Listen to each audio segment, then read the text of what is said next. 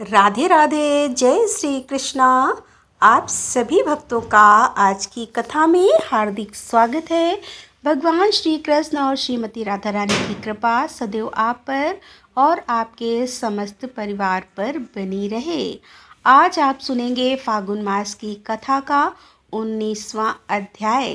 कल के अध्याय में आपने सुना कि किस प्रकार से श्री रामचंद्र जी ने श्री रामेश्वर के नाम से देवादिदेव महादेव जी की स्थापना की और विधिवत उनका पूजन किया। भगवान श्री राम जी की पूजा से प्रसन्न होकर महादेव जी प्रकट हो गए और भगवान रुद्र बोले कि हे रघुनंदन, मैं इस समय यहाँ साक्षात रूप से विराजमान हूँ। जब तक यह संसार, यह पृथ्वी और आपका यह सेतु कायम रहेगा, तब तक मैं भी यहाँ स्थिरतापूर्वक निवास करूँगा। श्री रामचंद्र जी ने कहा कि भक्तों को अभय दान करने वाले हे देव देवेश्वर, आपको नमस्कार है। दक्ष यज्ञ का विध्वंस करने वाले हे गौरीपति, आपको नमस्कार है। आप ही शरद, भवरे, रुद्र और वरद आदि नामों से प्रसिद्ध हैं। आपको नमस्कार है। आप पशुओं अर्थात जीवों के स्वामी, नित्य उग्र स्वरूप तथा जटाजूट धारण करने वाले हैं। आपको नमस्कार है। आप ही महादेव, भीम और त्र्यंबकम अर्थात त्रिनेत्रधारी कहलाते हैं। आपको नमस्कार है। प्रजापालक, सबके ईश्वर, भक्त देवता के नेत्र फोड़ने वाले तथा अंधकासुर का वध करने वाले भी आप ही हैं। आपको नमस्कार है। आप नीलकंठ, भीम, वेदार्थ विधाता, ब्रह्मा जी के द्वारा स्तुत कुमार कार्तिकेय के शत्रु का विनाश करने वाले और कुमार को जन्म देने वाले, बिलो ध्रुव, शिव कथन, नील शिखंडी अर्थात त्रिशूलधारी, दिव्य सई, उग्र और त्रिनेत्रधारी आदि नामों से प्रसिद्ध हैं। आपको नमस्कार है। सोना और धन आपका वीर है। आपका स्वरूप किसी के चिंतन में नहीं आ सकता। आप देवी पार्वती के स्वामी हैं। संपूर्ण देवता आपकी स्तुति करते हैं। आप शरण लेने योग्य, कामना करने योग्य और सज्जात आदि नामों से प्रसिद्ध हैं। आपको नमस्कार है। आपकी ध्वजा में वृषभ का चिन्ह है। आप भूत भी हैं और आप जटाधारी भी। आप ब्रह्मचार्य व्रत का पालन करने वाले तपस्वी, शांत ब्राह्मण, भक्त जय स्वरूप, विश्व के आत्मा, संसार की सृष्टि करने वाले तथा संपूर्ण विश्व को व्याप्त करके स्थित हैं। आपको नमस्कार है। आप दिव्य स्वरूप, शरणागत का कष्ट दूर करने वाले, भक्तों पर सदा ही दया रखने वाले तथा विश्व के तेज और मन में व्याप्त रहने वाले हैं। आपको बारंबार नमस्कार है। पुलस्की जी कहते हैं कि इस प्रकार स्तुति करने पर देवादिदेव महादेव जी ने अपने सामने खड़े हुए श्री रामचंद्र जी से कहा कि हे रघुनंदन, आपका कल्याण हो।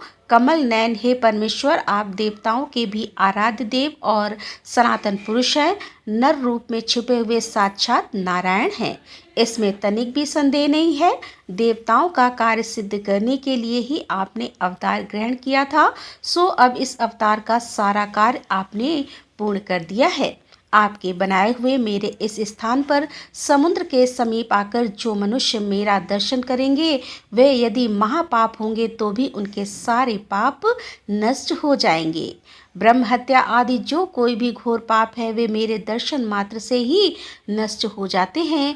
इसमें अन्यथा विचार करने की आवश्यकता नहीं है। अब आप जाइए और गंगा जी के तट पर भगवान श्री वामन की स्थापना कीजिए। पृथ्वी के 8 भाग करके उन्हें पुत्रों को सौंप दीजिए और स्वयं अपने परम धाम को पधारिए। हे भगवान, आपको नमस्कार है।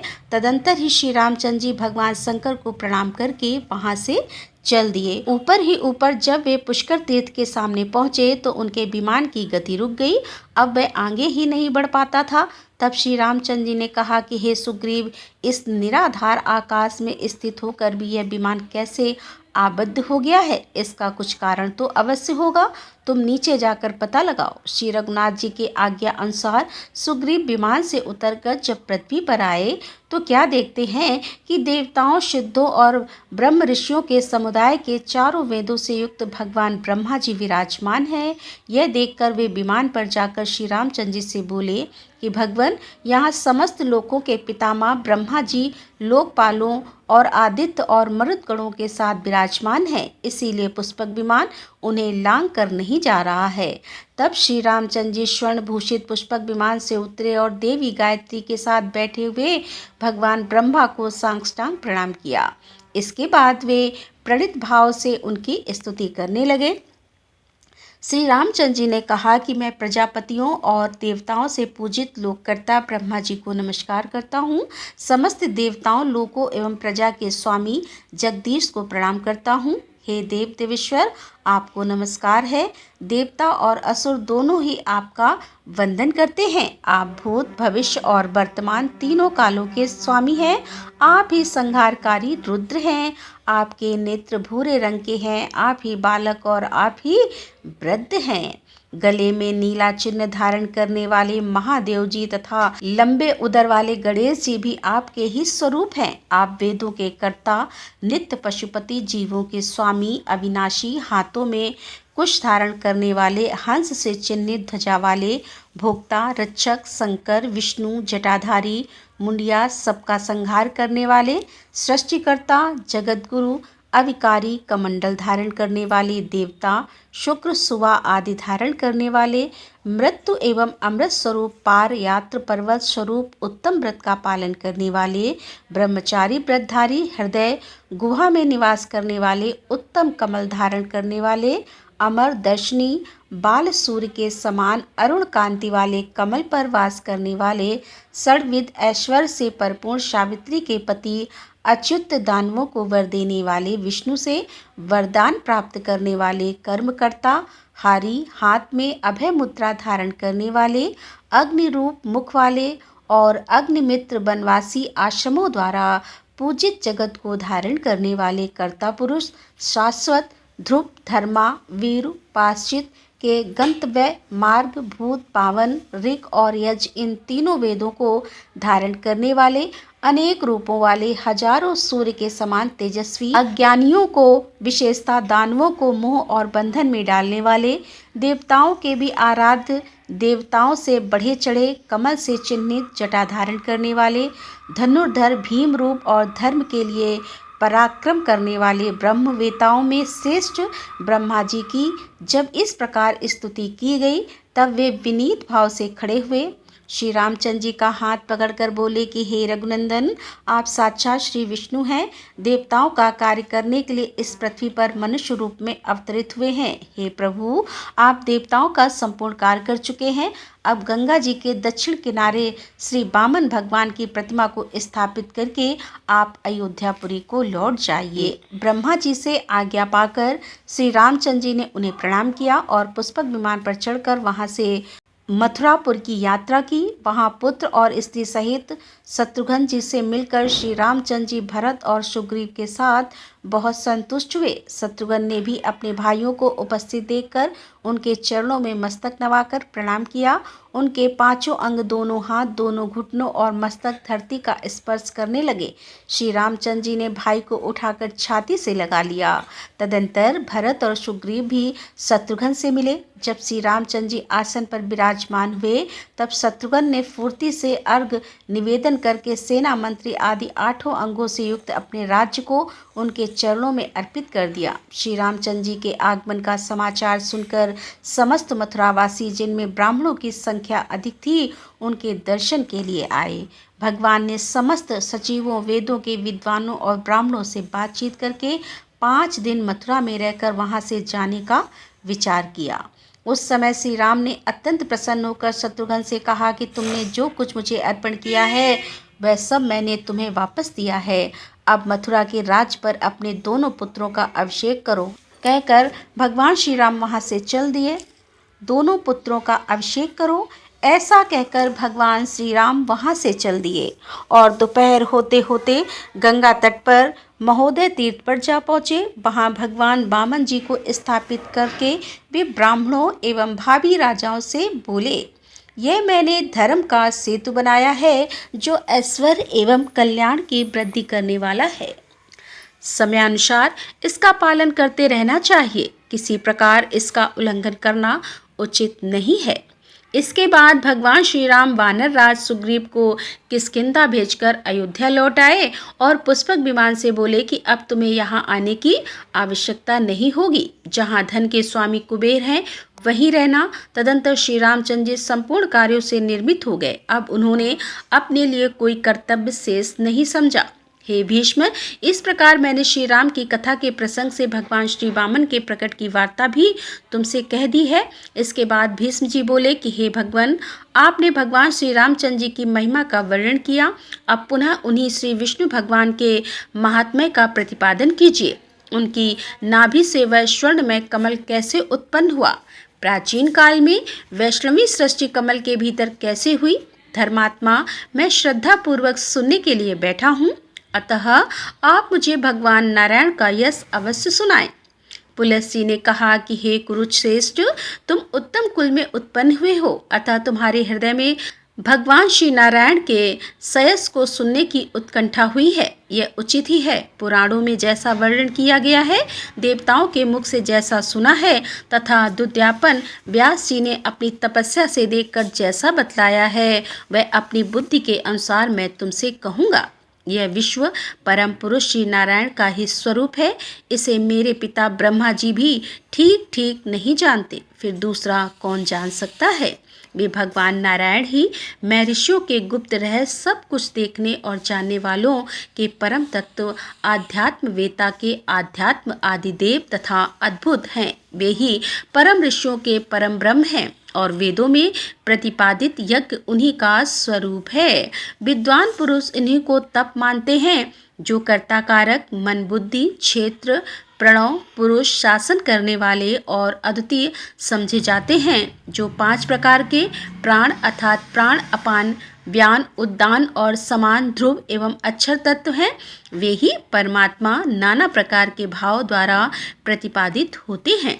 वे ही परम ब्रह्मा हैं तथा वे ही भगवान सबकी सृष्टि और संहार करते हैं।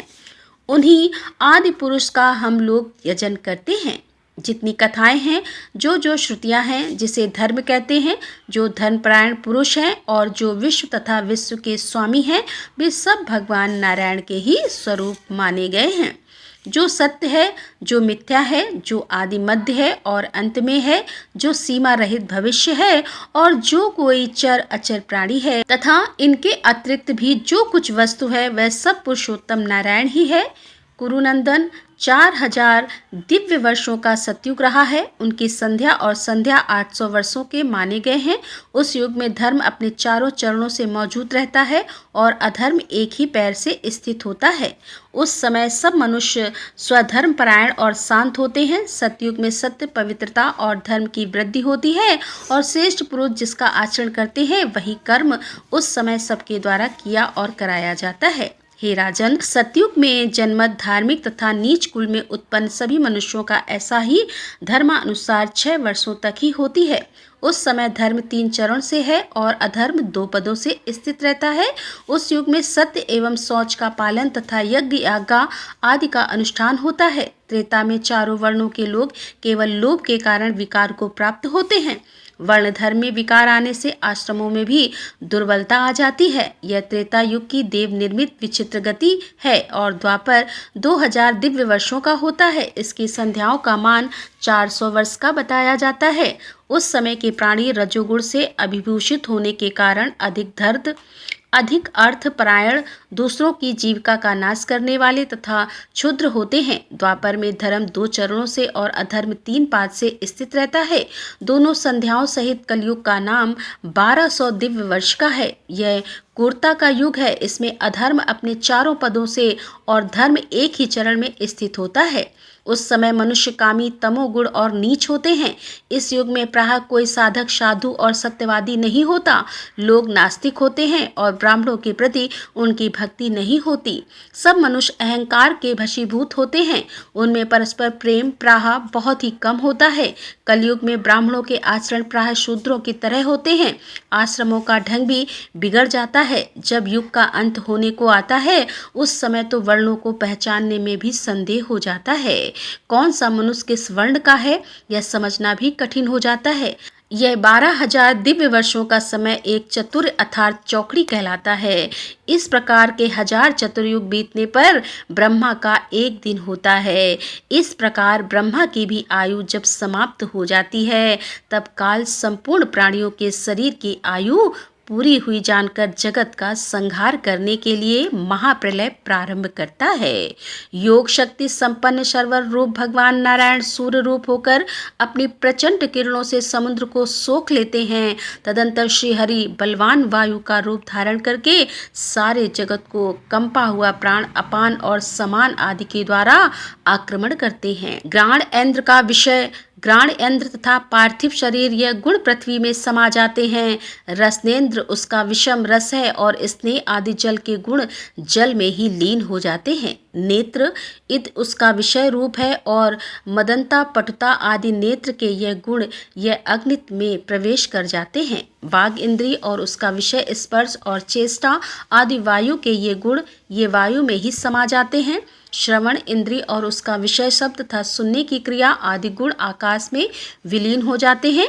इस प्रकार काल रूप भगवान एक ही मुहूर्त में संपूर्ण लोगों की जीवन यात्रा नष्ट कर देते हैं।